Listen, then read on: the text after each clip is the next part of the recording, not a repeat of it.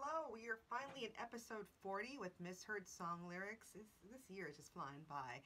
And this is a fun one. We will be doing our first Shania Twain misheard song lyric. And it's one of her songs that I love, and it also is a beautiful video. We'll talk about that in a little bit. But it's on her song, That Don't Impress Me Much. And the misheard lyric is, I can't believe you kiss your cock at night. And the correct lyrics is, I can't believe you kiss your cock goodnight. Very close. And if you look at the video on YouTube or any other things on the internet, it really does sound like she's saying cock. So let's talk about Miss Shania. Let's talk about her famous husband. It's her ex-husband, so I like to call him husband, as well as the story about this song and how it did and the video. So I consider Miss Shania Twain really the true crossover queen, way before Miss young little Taylor Swift came along to cross over from country to pop.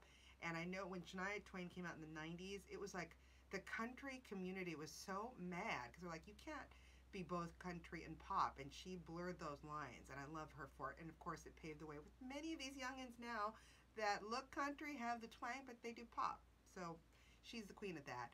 And this song, That Don't Impress Me Much, was actually co-written and recorded by, she's from Canada, folks, if you didn't know that, Shania Twain.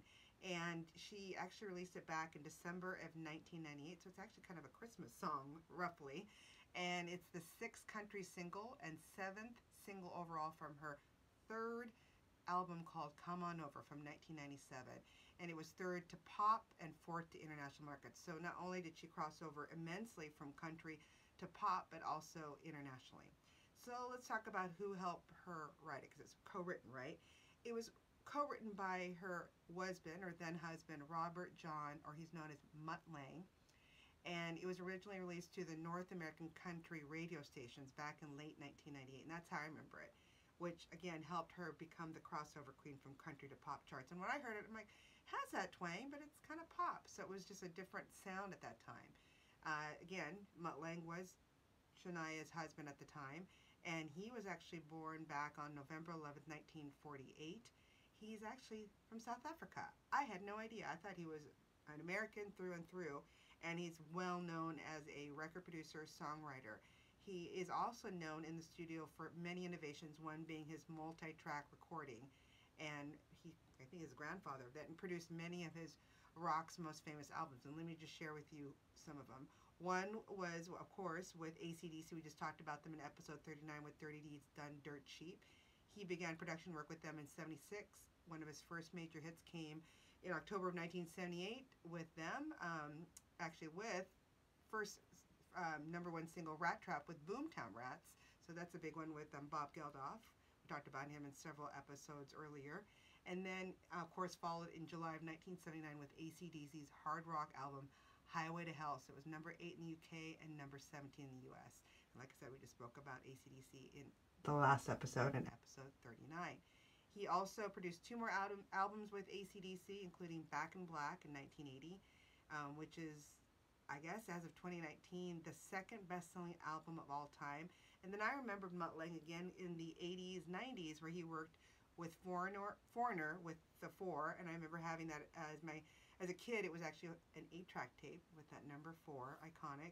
And then he also worked with Def Leppard with hit albums High and Dry, Pyromania, Hysteria, and Adrenaline, co-writing most of those songs. So he is a very talented man. And on top of all that, he worked with Michael Bolton, The Cars, Bryan Adams. He also worked with Huey Lewis and the News, Billy Ocean, I love him, Caribbean Queen, or is it Caribbean Queen? Anyway, Celine Dion, Britney Spears, who was also big at the time in the 90s, The Corrs, Maroon 5, Lady Gaga, Nickelback, really? Mud, Nickelback? And then Muse. And speaking of Bryan Adams, he actually worked with him and produced his Waking Up the Neighbors album in 1991 and helped co-wrote the song Everything I Do for You from the Kevin Costner movie Robin Hood, Prince of Thieves. And that song actually was on the top for 16 consecutive weeks from July 7th to October 26th, 1991. So again, Mutt Lange is the man, and I did not realize he was South Africanese. The other thing about him and Shania is, when he found out about her, so let's just step back. So he wrote and produced a lot of her songs when they were still married. They recently divorced, if you didn't know that already. Her 1997 album, Come On Over, which he produced, is the best selling country music album, also the best selling studio album by a female act. I had no idea. And the best selling album of the 1990s and the ninth best selling album in the United States. So then the question was, I wanted to find on the internet, found on Wikipedia, how did he connect with Shania Twain? The story goes, from what I can read over and over, is after hearing Shania Twain's music, she's from Canada, so she's Canadian, he got in touch with her and they spent many hours on the phone. You know, smart man. And then they finally met after 6 months of this back and forth talking on the phone. And after the initial contact, when they met each other, they were married on December 20th, 1993. So it was pretty quick. You know, I think they had this, you know, connection. And apparently, Mr. Mutt Lange is a teetotaler, so he doesn't drink. And as a result, when they had their wedding, there was a non-alcoholic champagne. So good for him. And I think at the wedding, it says here, the song I told you about, the Everything I Do For You, was performed at the wedding as his sign of his dedication to Twain. And they actually do have one child together. Asia is how it's pronounced, but it's spelled EJA. So I would have never thought that's what it was pronounced. He was born in August 2001.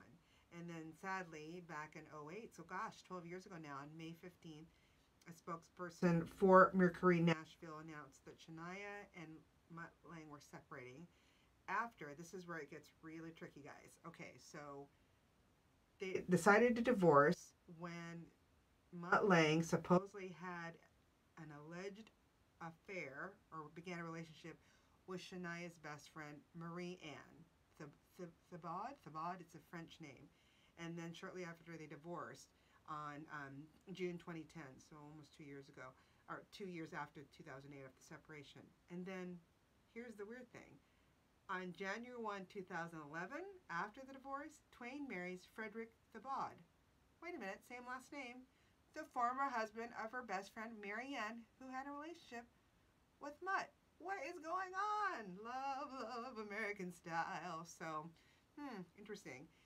So a little bit more about Mr. Mutt Lange. He, again, is, I said, from South Africa in a place called Molofora. I don't know if I'm pronouncing it, in the northern Rhodesia part toward, it's now called Zambia. And he was raised in Durban, South Africa. He had a German mother, and came from a good, you know, they said family that dad was South African, father with a mining engineer, again, German mother, and they nicknamed him Mutt at an early age, so that's where it stuck. And he was always a fan of country music. That's interesting, from South Africa. And particular influences that he loved was singer Slim Whitman. And while he was studying at the Belfast High School during that time, that's when he started a band, and he played rhythm guitar and sang harmonies. So that was the beginning of his producing and, you know, work in music.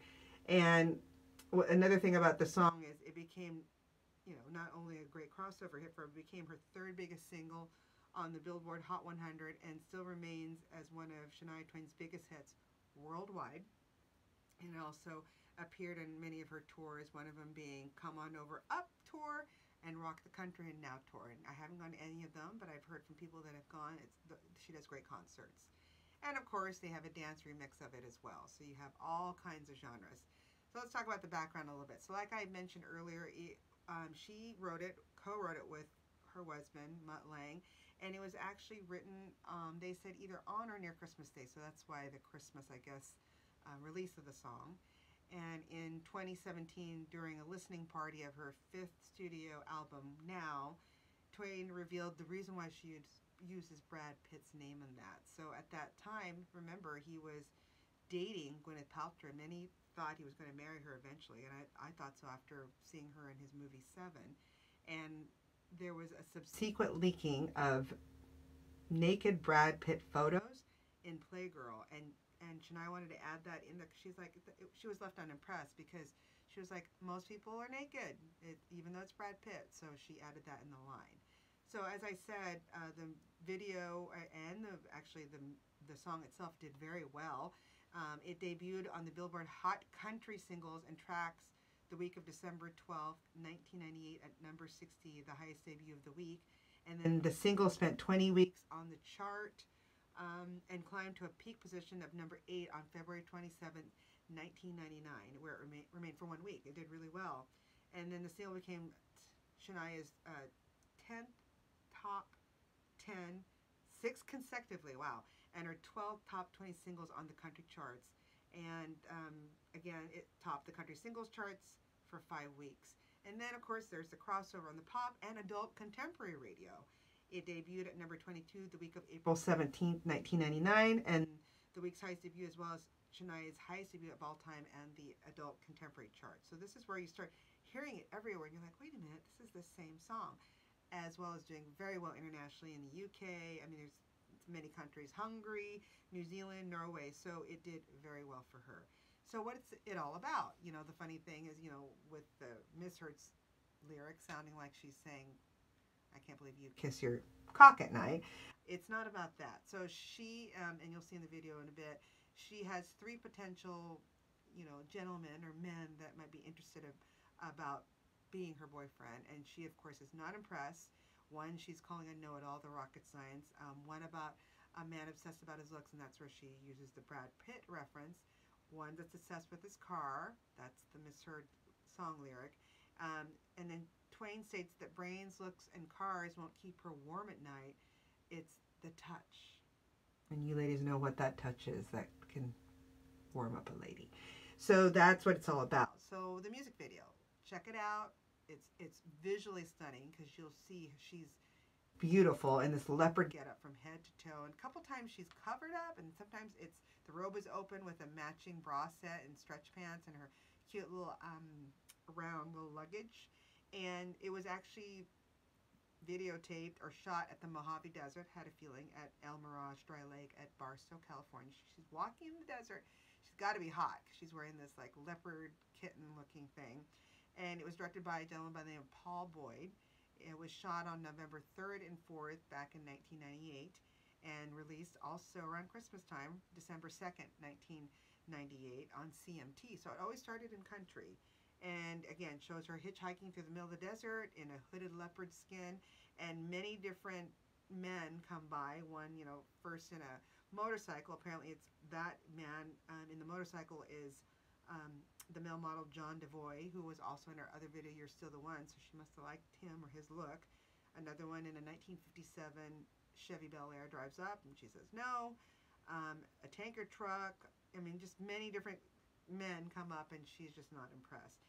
The video did well, too. The video won the Video of the Year at the Canadian Country Music Awards, so country, and Much More Music Award, and at the 1999 Much Music Video Awards. And they made 2 versions, one for the original album version, released it to the country channels, and the dance mix edit version. So that's cool. And then it ranked number 77 on VH1's 100 Greatest Videos in Rock and Roll in 2001, and number 45 on CMT's 100 Greatest Videos in Country Music in 2004, making it the only video to make it on both lists. So again, she is crossover queen. So I hope you learned a lot. I thought the misheard lyric is hilarious. I had to do a double take when I first heard it, and then even now.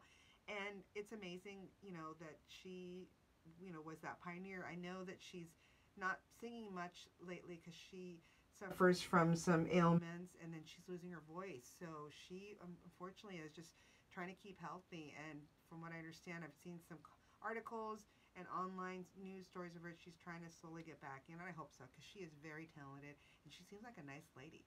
So hopefully you enjoyed learning a little bit more about That Don't Impress Me Much, and we will talk to you next week with our next episode 41. Bye!